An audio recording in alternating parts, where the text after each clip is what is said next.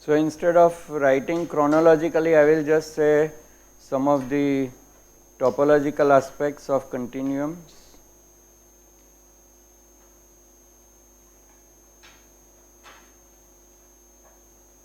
Like what is a continuum and what is connectedness.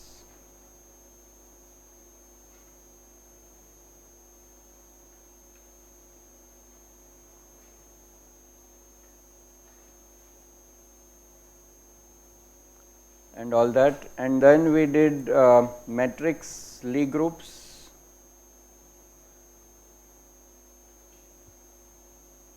So I don't know whether I said this so far, but this is not, most people will read it as Lie in English language, but this is named after a mathematician called Sophus Lie, who was Swedish, I think. He's from Scandinavia.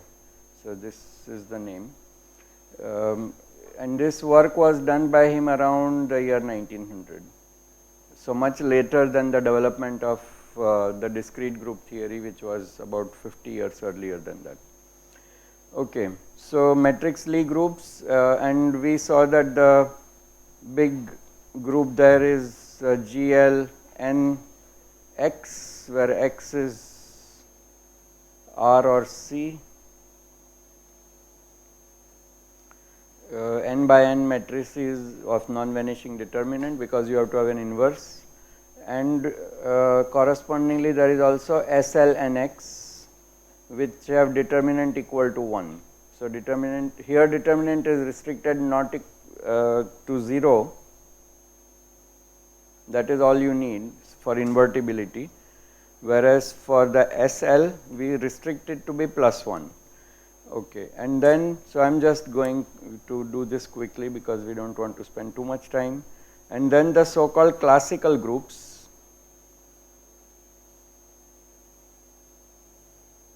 according to Wigner and Weil.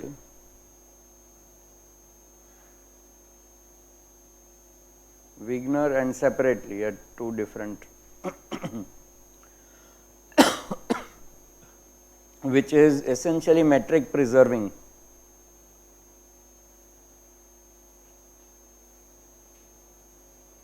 Which contain things like SON and SUN and SPN, symplectic, SP2N typically. So this was our notation.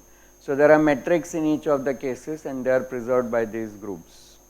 So this is what we did, and then the latest thing we were doing was representations of, so we got the angular momentum algebra. What we meant was rotation group. So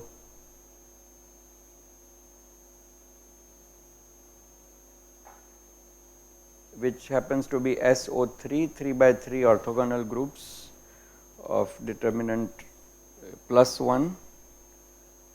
And so here we worked out the generators.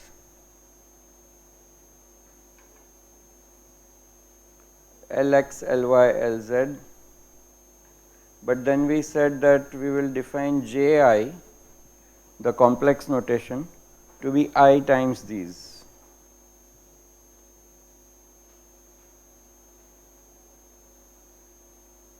Sorry for the same I, we can make this into J. So J equal to 1 to 3. And then we found that the algebra is Ji Jj equal to I epsilon ijk Jk.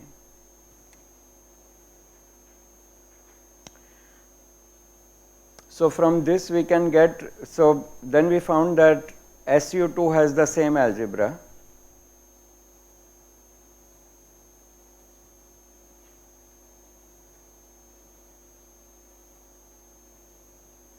And in fact realized as the specific matrix is Ji equal to tau I by tau 2, which are Pauli matrices.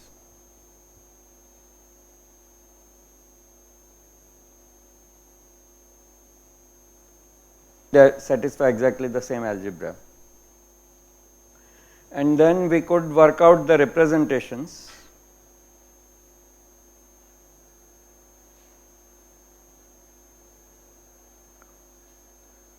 in other words, we found, so what does representation means? We found the set of states that completely realize the algebra. There are a set of states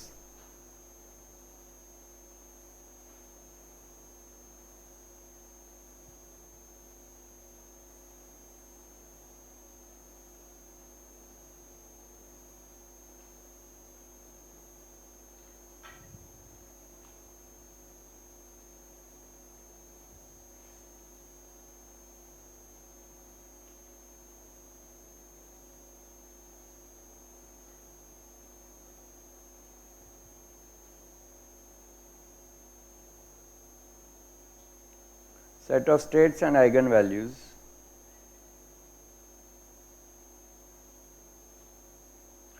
on which the operators and their algebra are realized.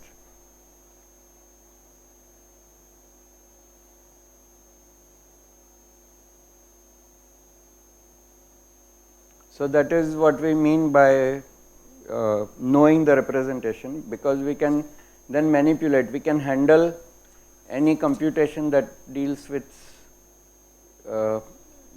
this algebra. So specifically we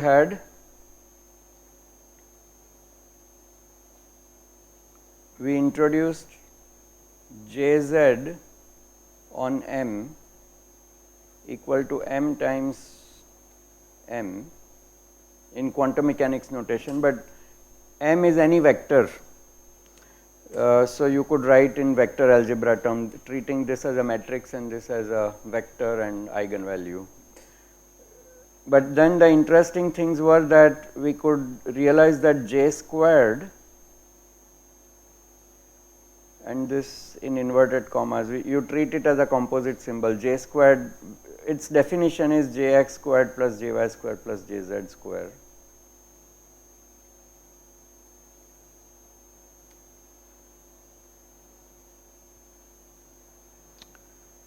Yes. So this has same eigenvalue on all the M. So this commutes with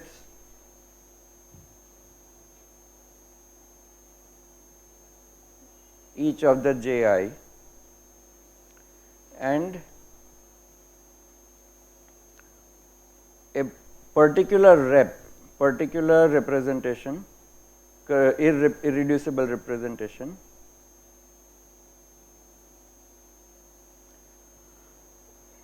has fixed value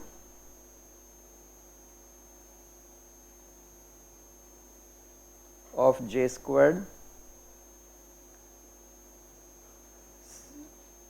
So we can say some bulleted things. So J squared equal to this commutes with these, and a particular irreps has fixed values of J squared. Also Jz has to have highest and lowest eigenvalues,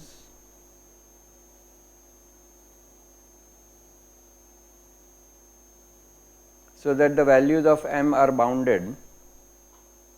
And then we could also prove that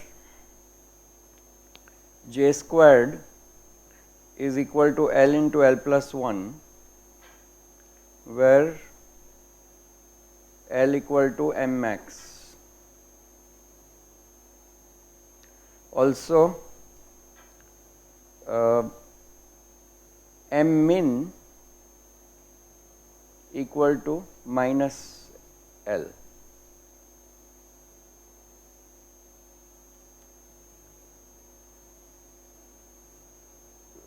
And finally, of course, if M is an eigenvalue, then M plus minus 1 also are.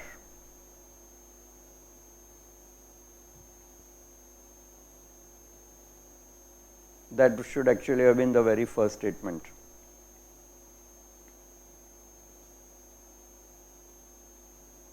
M plus minus 1 provided not 0.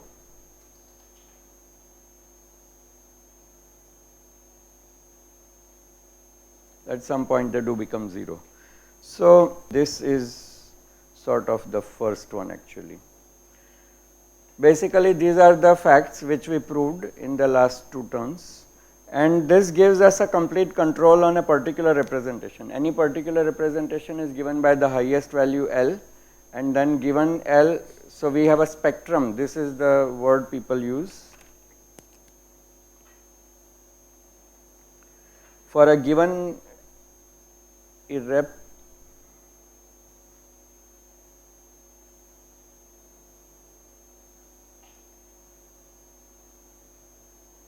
spectrum of eigenvalues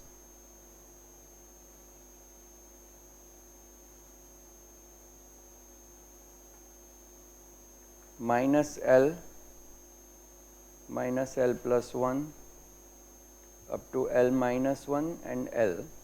So, i.e. 2L plus 1 eigenvalues and that many eigenvectors.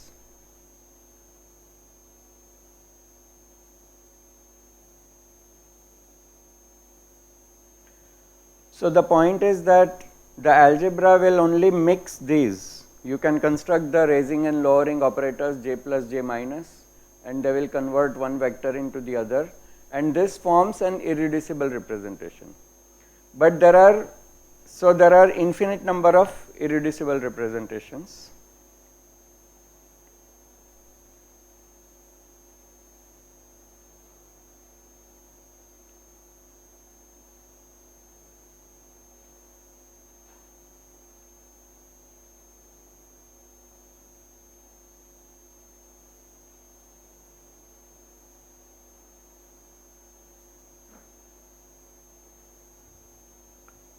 One for each positive integer or 0. Okay.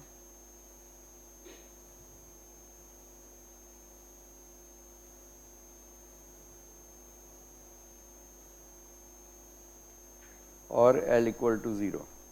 L equal to 0 is an angular momentum 0 eigenstate. And I mean it's a trivial representation, which would be something that is completely isotropic. So it shows no, it is the trivial representation. That L equal to 0 is the trivial representation.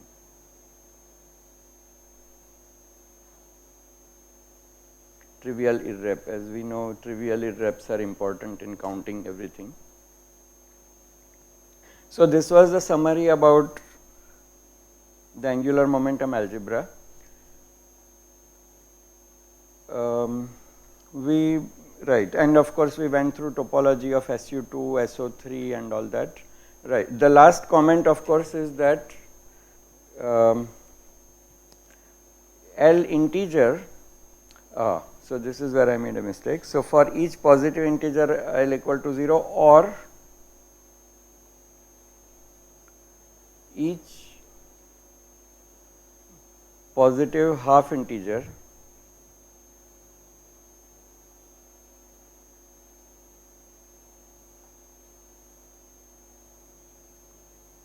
half, 3 half, etc.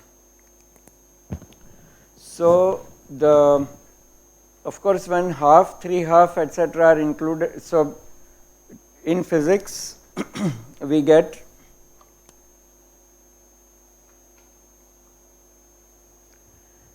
the so-called orbital angular momentum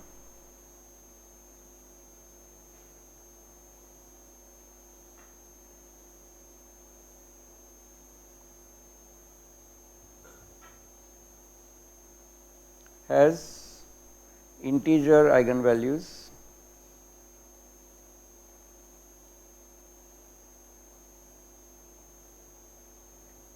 L h cross, while spin has the half integer eigenvalue. Spin can have either integer or half integer. And so because this is related to SO3,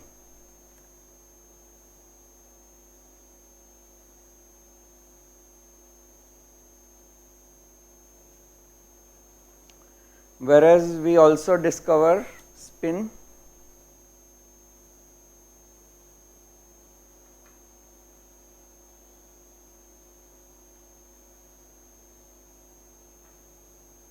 intrinsic instead of orbital.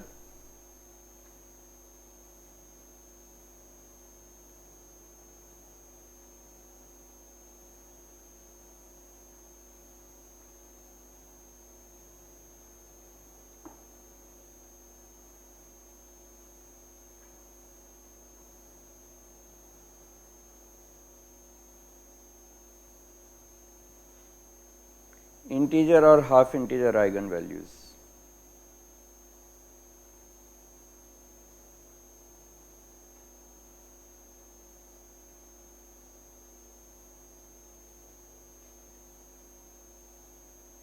But one of the two in any case, because anyway, or okay, it can have integer. Given a particular system, it has either integer or half integer eigenvalues.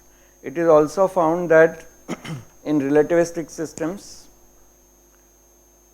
you cannot actually distinguish between so-called intrinsic and orbital, and only the combination J appears.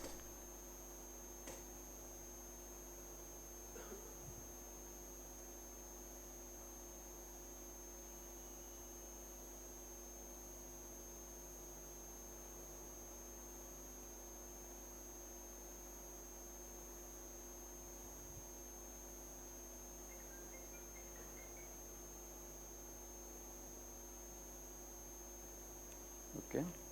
So this can be either integer or half integer depending on whether S is integer or half integer. In the case of electron, therefore, it is always half integer because L is integer and intrinsic spin is half.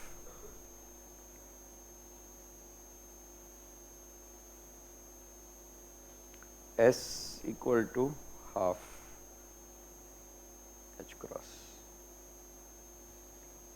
So now what we want to do next is to go to Lorentz Bus or the special relativistic transformations. Yes, I just wanted to make a comment here because spin is a very puzzling property. In relativistic field theory and in the very high energy experiments, we never find any structure to the electron. So there is nothing rotating there. There is nothing, no dimension to the object. So what spin means is somewhat mysterious. So note that intrinsic spin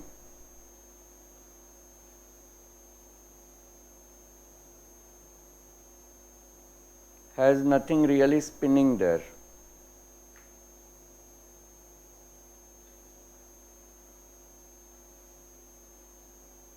Because we have a point particle.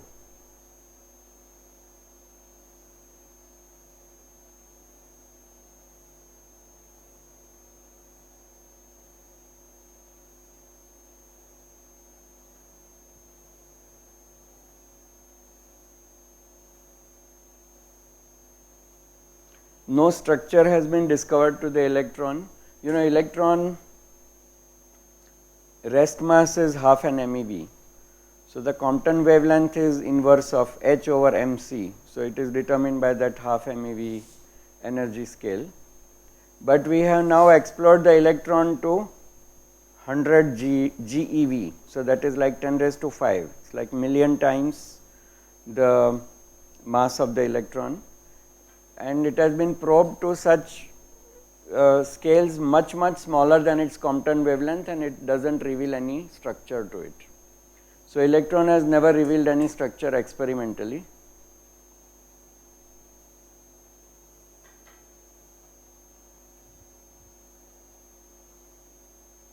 Much smaller than lambda Compton.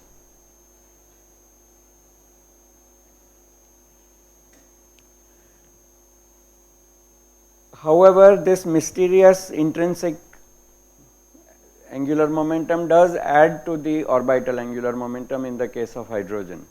So the spectrum of hydrogen gets classified by J and not by L. Okay.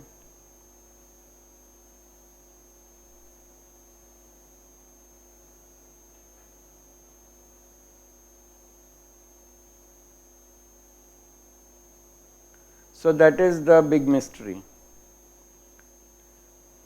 Sometimes people say that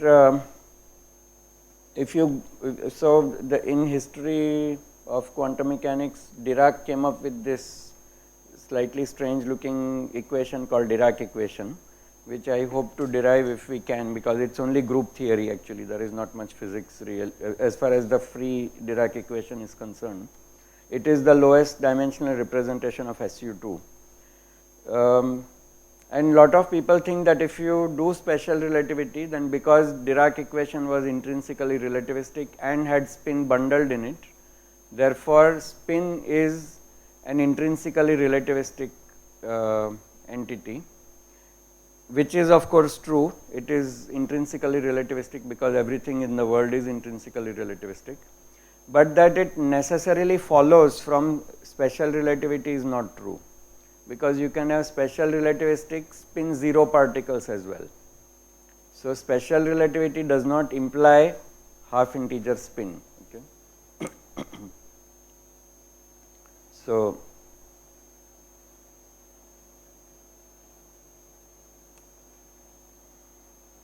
accommodates all values of spin.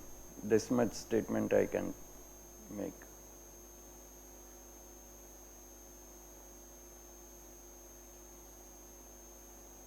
Of J, 0 or half or 3 or 1 or 3 half, etc.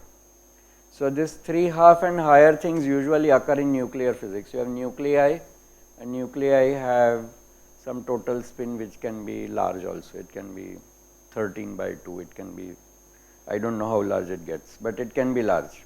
But the half integers, but those are composite objects, you know they are composite, and so there you can actually try to think that something is spinning. But as you know, in the end the intrinsic objects don't really quote spin, so we don't know what it is.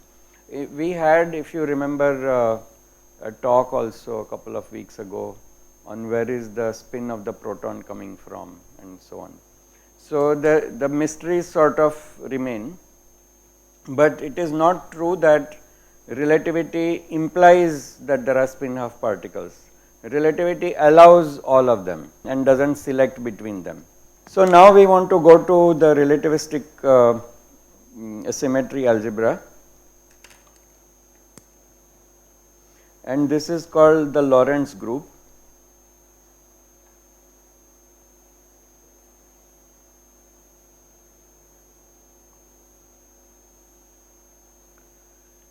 Lorentz group, we include both space-like rotations as well as boost, velocity boosts.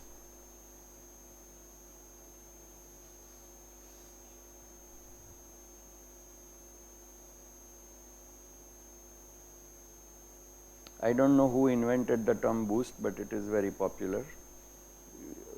It's sort of to remember that you are not actually accelerating a frame to the other velocity. You are only transforming to other value of the velocity. So it's just instantaneously, there is nothing happening in time. It is just change of frames to another frame which has a different velocity.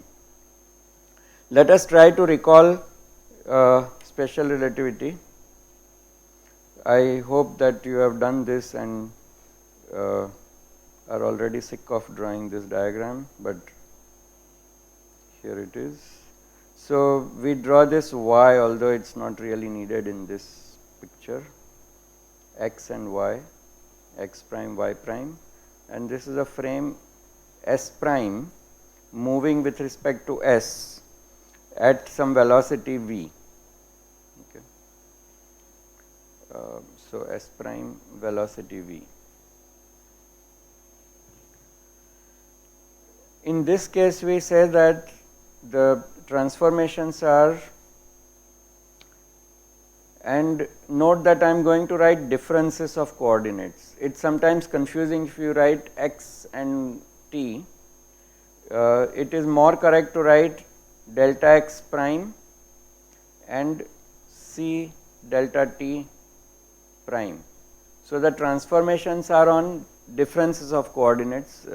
Origin should not actually matter. Now we know that the way this transform is, gamma times delta x, and here I have to make a choice.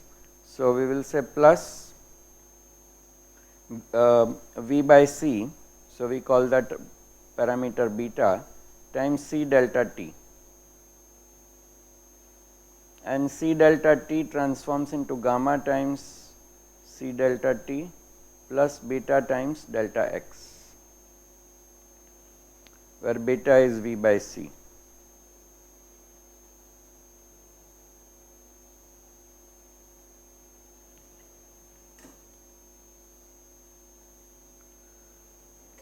Gamma is 1 over square root of 1 minus V squared over C squared, 1 minus beta square. So we have restricted to xt transformations to keep things simple. Now what is nice about these transformations is that, did we do this a bit earlier? We introduced that Cauchy and sinh notation for this? No. Okay. So now we can, these look rather mysterious, but actually they are just rotations of they are rotations with a graduate degree, okay. Slightly more sophisticated looking rotations or slightly more upscale rotations. So we define, so let this factor beta be equal to tan hyperbolic of some object, some symbol psi.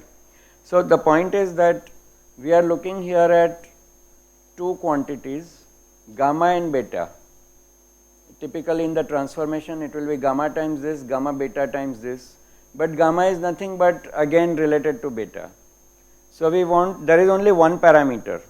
So what we are suggesting is that better parameter to use is something called psi, which is tan inverse of this, such that then gamma factor, which is equal to 1 over square root of 1 minus beta squared, becomes equal to Cauchy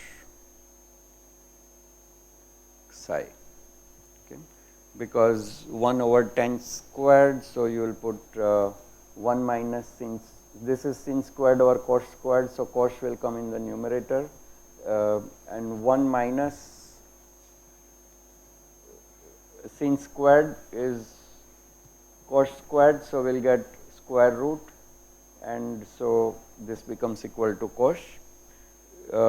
Sinh psi is product of the two, so gamma beta is equal to sin hyperbolic psi. So just to draw a little picture, what we have said is that I have a parameter psi. As a function of it, this beta parameter will be tan hyperbolic, so it will be saturated between -1 and +1. Okay, so the beta will look like that,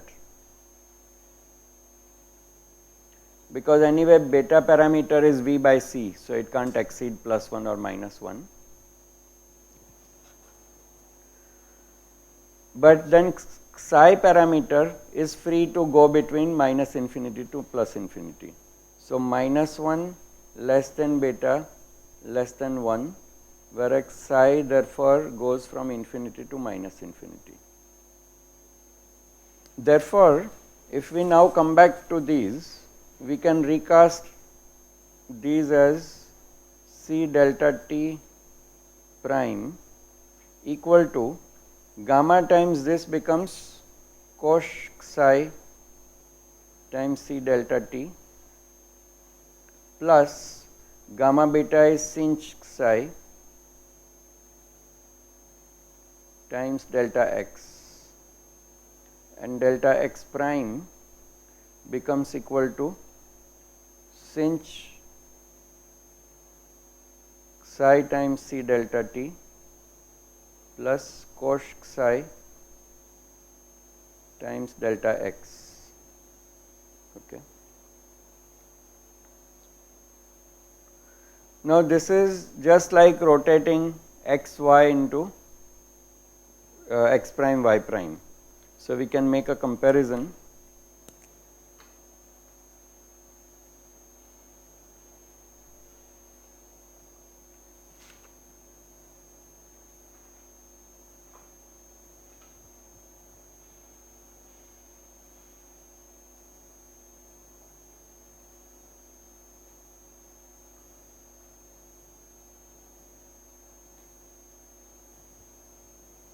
Whereas here we have C delta t prime delta x prime equal to cos psi sin psi cos psi times C delta t and delta x. So it is essentially a hyperbolic rotation of time into space, because after all what you had to do was keep C delta t prime squared minus delta x prime squared invariant. So the hyperbolic rotation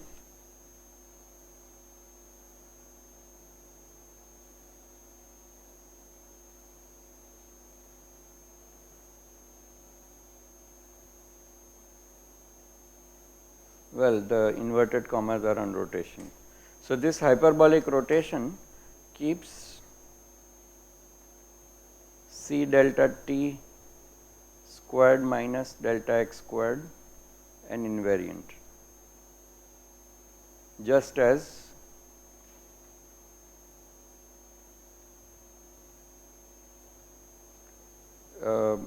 delta x squared plus delta y squared is left invariant by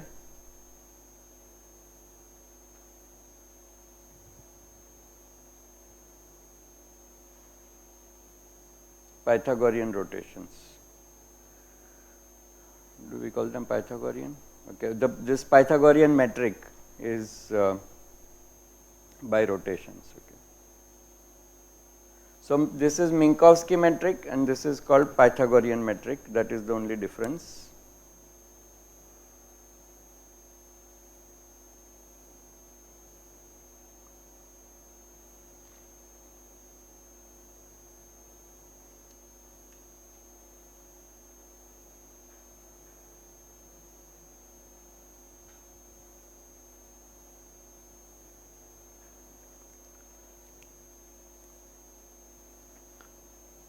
Again, to remind you, we had introduced the rotation group as some metric preserving group set of matrices, and that metric was the Pythagorean metric.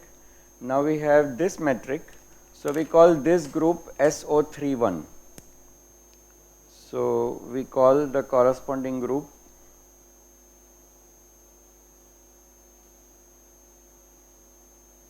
group of transformations which can leave this invariant SO. This is special orthogonal, but 3, 1 because the metric signs are like that.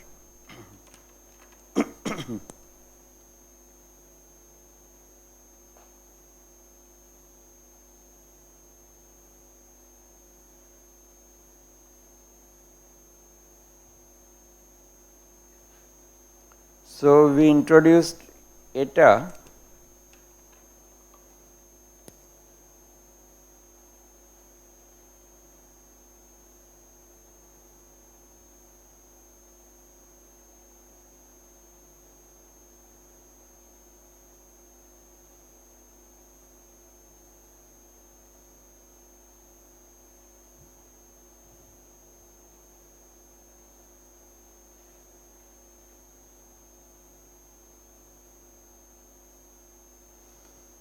Many people quickly write a big 0, but I had a professor who always insisted that one has to fill it with zeros.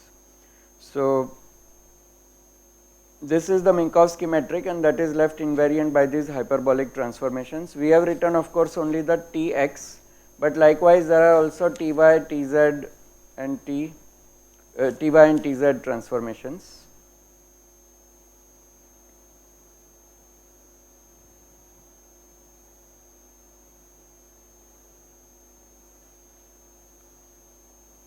So we can put Ct y and Ct z boosts.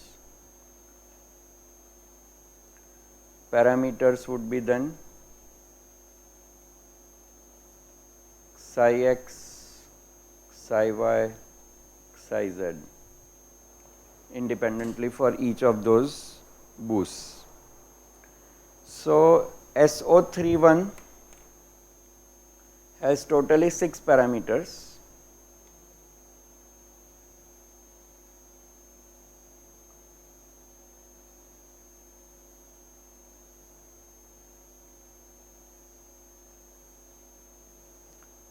So we could have called them psi 1, psi 2, psi 3 also, theta 1, theta 2, theta 3, the 3 rotations and the 3 boosts.